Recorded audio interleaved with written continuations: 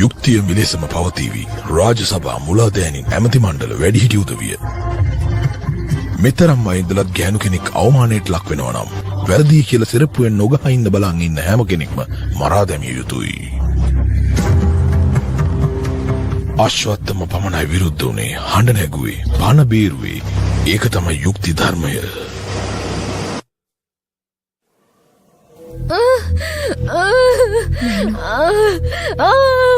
තව පොඩක් ඉවසන්න.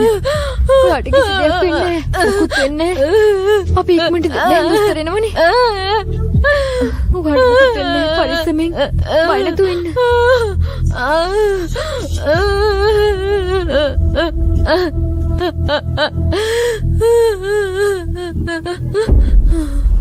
මම මස්සිනට කෝල් කරා එනකමල්ලු.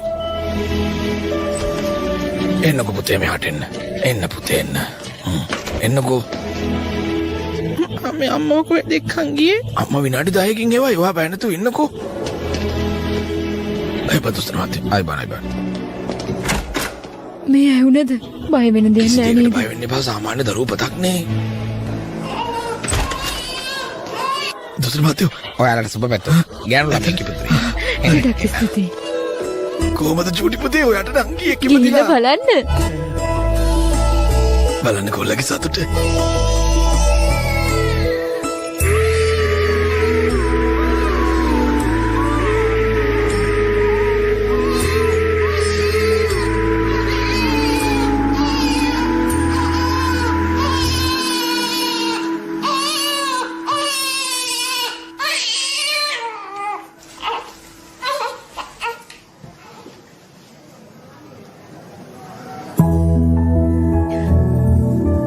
මේ වෙනකන් අනාගෙනමයි හිටියේ.